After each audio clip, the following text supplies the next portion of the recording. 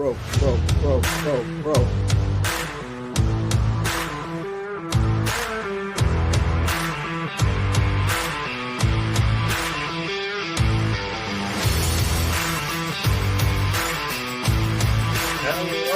and welcome back to the Sad Fan, where we talk about the good, the bad, and everything that made you sad. And for the first time in a while, we are opening the show with a guest.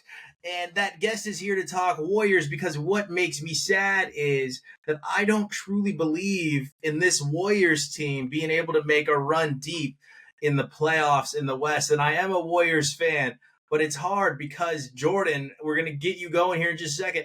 I said something, I think it was last week's show. I said they've got to show us something against the Miami Heat, that they can do this without Steph, because that will really show us a team that is gelling together and can compete in the playoffs, because he cannot be the only thing that keeps this team going. And I didn't see anything against the Heat, and that should have been Jimmy Butler's reason to come out and crush it. He did not do that.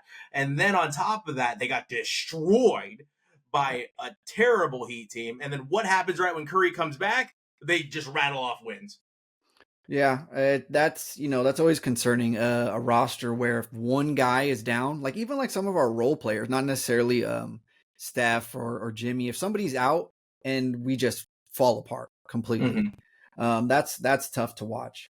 But hey, I was skeptical of the Jimmy Butler trade. I still am a little bit long term. Like, is this really going to be a happy marriage? As long as they're winning right now, great. But I don't know. I think I see him halfway through next year doing Jimmy Butler stuff, antics, He's got sitting a 2-year out games. contract, right? Yeah, but that doesn't mean anything nowadays. You know what I mean? Like, yeah. They just refuse to play and then get traded. So, but they look good, man. Brandon Pajemski is stepping up. He's being a real X factor. Like, I love watching that guy now. Yeah. Like, more than and anybody he's allowed on for this Hield roster. to come off the bench with that step up. Yeah, Hield has been terrible. I thought he was going to be. I think I made a Facebook post. I was like, Buddy Hield we got the splash buddies. He's going to be That's most what you improved call player. them, the splash buddies. Yeah, 6th man of the year, and I was very, very wrong about that. But that's fine. That's fine. We got secret weapons that have been born this season. We got Quentin Post, again, Pajemski not falling into too much of like is he a second year? Yeah, he's sophomore season in the NBA. Yeah, so that sophomore slump, it was getting him earlier in the year. His shooting was really bad, but he's turned it around. He's looking great on defense, everything. Draymond has kind of been reeled in, I don't know, maybe if that's an effect from Jimmy Butler. He played well not against trying the to Nuggets too. Like, he had a good game. Like, and I'm talking defensively. He's never going to be great on offense, to be clear. He's a facilitator, he's more of an engine.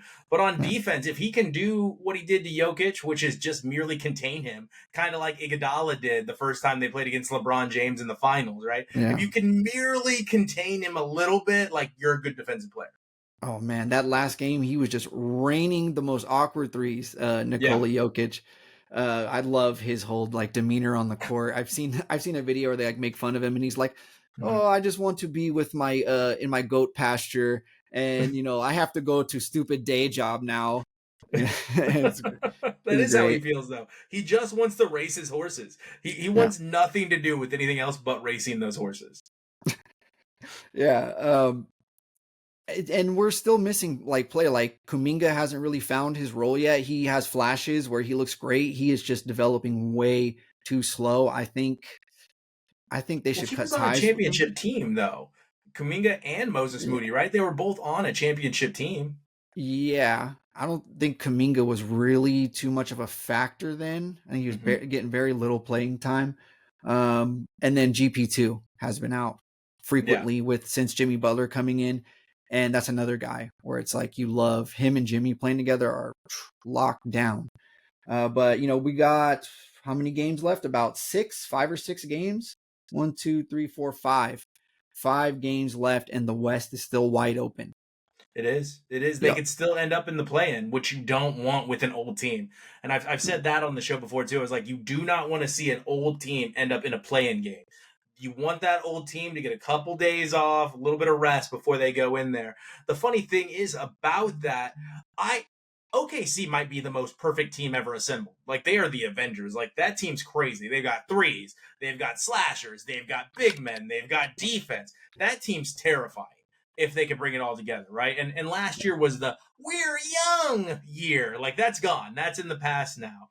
And what's crazy is I don't even like SGA's game. I am not a fan Yeah, of SGA's game at all. I think it's boring. he's It reminds boring. me of James Harden, like early James Harden. Remember early James Harden where he just Yeah, barrel into people and draw face fouls? first. Yeah. Oh my God, I hated it so much. But you've got one of those in Jimmy Butler now. Yeah, that's a big one, having a guy that comes in and can, seal games for us, because you knew before he came it was like, fourth quarter coming around, about 5 minutes left, the other team would go on a run and you're just like, they're not going to recover from this. They didn't have somebody else that could slow down games, get to the foul line, all that. Steph has the worst whistle in like all of NBA superstars. And he's a little Yeah. guy, he gets thrown around, and Yeah. yeah, he's never gotten that whistle, and that's But all BS. the He big needs guys like to complain about it. Meanwhile, like six Yeah. foot three Steph gets, you're right. Like, even out at the 3 point line, that's what got him hurt, is he gets pushed around. Yeah. And it's more dangerous on the outside perimeter to be fouled in a rougher fashion or a more physical fashion than it is on the inside. Not just because they're bigger on the inside, they're built for it on the inside, but you're putting your ankles at risk because they Mhm. are impeding your landing area. Thank you to former Warrior Zaza Pachulia for the impeding the landing zone penalty. Yeah. Yeah. But they play the Rockets tonight, I believe, and I don't get where these Rockets have come from. I just don't buy it that they're a team to be taken seriously. Yeah. But I like the Şengün guy. He's Yeah. a bona fide star. Isn't he Turkish? You're talking about the Turkish guy? Yeah, Alperen Şengün, I think I is how might be they lying. He pronounce may it. not be Turkish, but I thought he was Turkish. But I know who you're talking about. He was a rookie last year, right? Yeah, I think so. Also in his sophomore season. Yeah, and he's elevated. He's a stud. So we got the Blue Rockets, green. the Suns, the Spurs, the Blazers, and the Clippers. So a pretty mellow way out. I could see us maybe winning 4. Maybe we'll Mm-hmm. drop one trap game. Let's see, any back to backs. No. Oh yeah, Suns Spurs. So Spurs are, everybody's sitting out. Everybody's out for that team right now. So that'll be a win. But the Suns Even the could be coach. tricky. Even the coach. Yeah. So I said, it's funny that you brought up the Rockets. I literally said, the Rockets scare me so little as it pertains to the playoff teams that are Mm-hmm. available, that you almost, like, that would be the only exception I would make for the play-in game, is if they got to play the Rockets. It's at the Rockets end of the bracket, because I have zero fear for the Rockets. They went into LA and they beat LA. So that wasn't scary. That was a scary game going into, but like, Lucas scares the hell out of me. And LeBron can still ball. Like, LeBron can still ball. Well, he turned Lucas, into the Homer Simpson meme against the Warriors. A couple nights ago? He but was I pedestrian. saw him live, Jordan. That dude could put up 30 Oh, he's a points. baller. He's one of the best offensive players I've ever seen. He's like, I think if he wants to do it, he can. I think it's a matter also of like, how do you get LeBron James and him to mesh? Like, I haven't seen them mesh. Have you? Do you get the feeling you've seen them mesh at all? No, not really. I think they're both just have a little bit of an arrogance about them. I don't. Luckily, I think LeBron is a year or 2 out from retiring. Yeah, yeah. Um, and And then then celebrity boxing Stephen A. Smith. yeah, yeah, right. And then it's gonna be Luka's team there in the Lakers. So It's interesting, Jordan, because like you said, it's anyone's game in the West. And I've already stated, like, the Rockets, I don't fear them. They beat the Lakers, they beat the Nuggets. All right. But now you have Minnesota jumping in. Minnesota is a team I'm kind of scared of. Minnesota has like this strange amalgamation of players mhm. that, when they get it all cooking, and it seems like they're starting to get it cooking, can be terrifying. And they made that run last year where they looked really good. It's it's going to be interesting. I think we can call it on the Suns and the Kings. What do you think? You think we can call on the Suns and the Kings? Kings are going to get that 10th spot, or do you think the Suns might slide in? I think the Suns are gonna get it done. I think I have them. I think beating the Warriors in a few days on Tuesday, and I think they're going to slide in. Yeah. Because that could be a team that could be scary if it could all come together. I don't think it will. But any team with Kevin Durant and Booker on offense can be a Right. scary team. That's kind of my shocker of the year, how bad they are. I'm not sure what pieces they lost, right? DeAndre Ayton. I'm not But that sure was a who else. trade. Yeah. Like, Yeah. they chose that. Like, this is the life they chose. I'm not gonna Yeah. feel sympathy for something like the Warriors. I felt zero sympathy because they haven't gone out and made something happen. They think they're the new Heat, and they forget, hey, you have been in 4 of 8 championships, won 4 of 8 championships. This has all happened in the last 12 years. You're better than the Miami Heat. So Steve Kerr, stop trying to do it like Spoelstra and Riley do it in Miami, and don't hold on to your young players that Yeah. aren't going to be superstars. Like, use them as dominoes and trade for real superstars. You got to feel your heart has to break for Klay Thompson though, over in Dallas. He goes over there and just everybody's hurt. They trade the superstar. It's like, man, poor guy. I love Klay Thompson. Shouldn't have did that to him. Well, I guess he did it to himself, but he got paid though. Like, yeah. again, choices. We make choices, and you have to live with the consequences of those choices, both good and bad. I will leave you with this, Jordan. I'll leave you with 2 things. So you think Phoenix is going to get over to the Kings, which is interesting. It's an interesting call. I don't think that's going to happen. But how Is about Memphis and Ja Morant? What's that? Is Sabonis back for the Kings? I don't know. Okay. I will have to look. But what do you make of Ja Morant deciding that he's going to go to war with the NBA?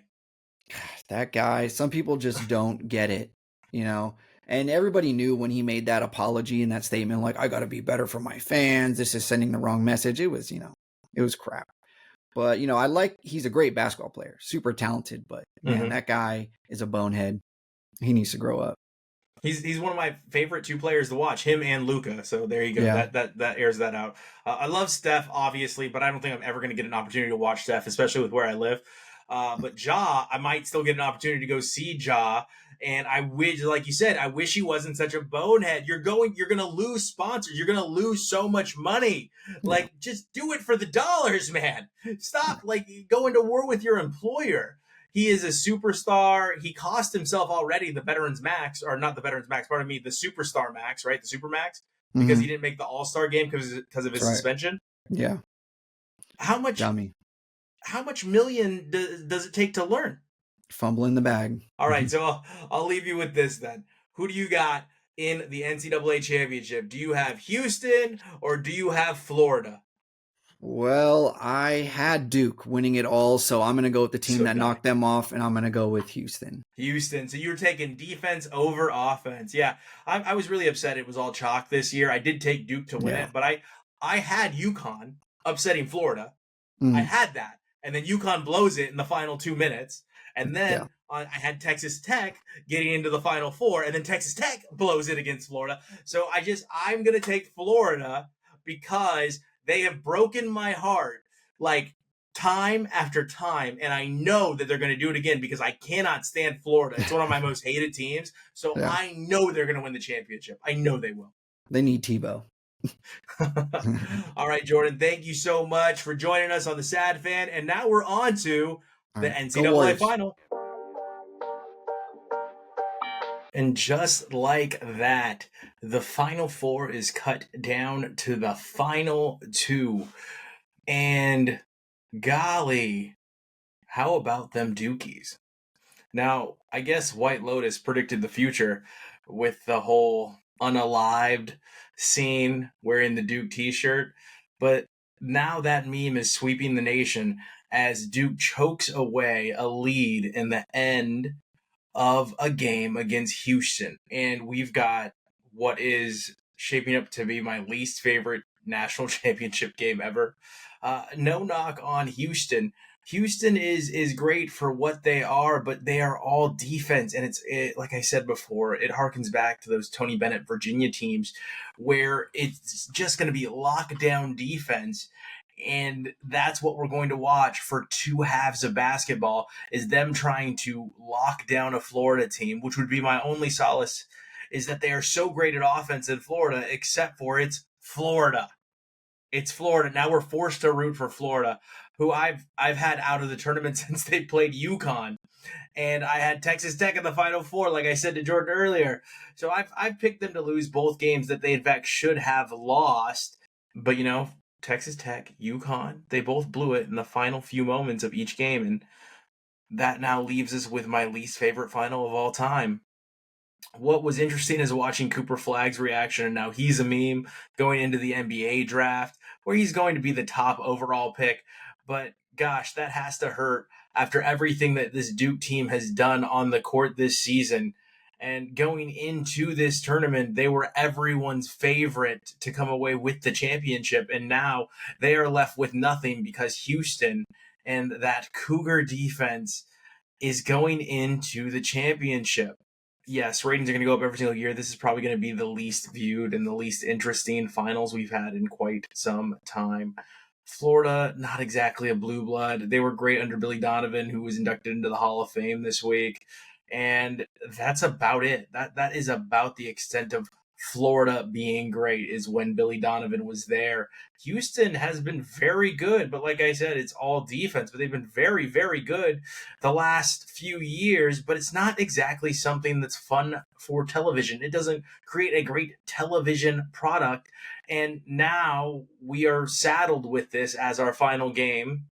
I guess I'm stuck in a loop now saying this because it's unbelievable that we're not going to have Duke in this championship. How exciting would it have been, though I hate Florida, to see Duke go against Florida? That actually would have been an exciting game. But now we've got a traditional college basketball game where the score is going to be 60-something, 60-something in probably what will be one of the most boring first halves of basketball we have ever seen in our lifetime. And that will be our national championship. That will be the crescendo on what was a chalk March Madness tournament. And I think we deserve more. I think we deserve better. And I'm hoping that next year NIL plays a major role and we get some teams that are put together to take down what look like some unstoppable products in Florida, even though they should have lost to UConn and Texas Tech. And Duke should have never lost. And here we are. Let's talk for the first time in a very, very long time about the English Premier League. And the reason we're going to talk about the English Premier League for the first time in a very long time is because we might have one of the least exciting ends to a season we have had in a very, very long time.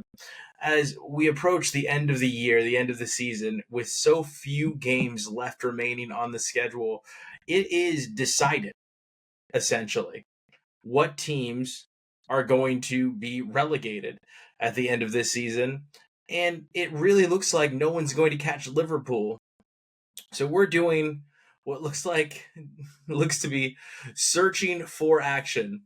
And where we're going to find that action is in the middle of the pack as we see who from this season is going to make it into the Euro, who's going to make it into the championship. And that's where we have to be excited because, like I said, it looks like Liverpool is going to run away with it this year. And it looks like, in fact, it doesn't look like, I guarantee you that the three teams at the bottom of the table are the teams that are going to get relegated in Ipswich, Leicester, and Southampton. There's just no way that the Wolves are going to fall back that far. There's no way that West Ham's going to fall back, and there's no way that Everton's going to fall back. And then that gets you to Tottenham, and it gets you to Manchester United, and those teams are just never going to go down. So because of that, we lose all that excitement at the bottom of the table of who will stay up and who will go down. So now we shift to the top, and it's kind of decided. There's an 11-point lead for Liverpool there. Nottingham Forest, though they have been great this year, out of nowhere, has no shot at it after Villa beat them 2-1. Thank you, go Villains. We're looking at, okay, who's going to make it into the championship? Is it going to be Chelsea? Is it going to be Villa? Is it going to be Man City? I don't think that Arsenal is going to fall back at all, as they are chasing Liverpool. They're not going to catch them, but they're not looking like they're going to fall back. So I wanted to talk about it because it's not often that we have it so laid out where we know who's going to win the league and we know who's getting relegated. And I find that interesting because typically we have so much more parity to an extent in this league. And now this season, you're seeing the haves and the have-nots. Chelsea's plan looks like it's finally starting to come together, and nobody's happy to see that. And the only really two confusing teams were Manchester United and Nottingham Forest this year. Everyone else pretty much did exactly what they were supposed to do. And as a Villa fan, I'm really hoping that Villa can pull off some magic here as a Villa fan. They've got a huge matchup coming up against PSG. So we'll see what they can do. But is that going to wear them down to continue to compete in the Premier League? It's very interesting to be a fan of this team because this is the most that they've played with what feels like the most skeleton bench that they've had in a very long time. They're not a super deep team right now. So overall, I think that that's where we can get excited. Right there in that middle of the pack, right there with Villa, right there with Newcastle, right there with Man City, Chelsea, and Nottingham Forest. And we'll see where the end of the season takes us. It's almost time to say, you know what? Congratulations, Liverpool. And it's about time to say goodbye, Ipswich, goodbye, Leicester, and goodbye, Southampton. If you are watching right now, we're getting ready to switch over to the Women's National Championship game, which is actually an exciting game with UConn and South Carolina. So will it be Paige Beckers and Gina Auriemma, or will it be Dawn Staley and her South Carolina Gamecocks? Stay tuned next week, and we'll cover the game then. Thanks so much for joining us each and every week. We will see you next time. Back to the block, I'm scamming. Back in the shop, I'm scamming. Get it off a dummy, I'm scamming.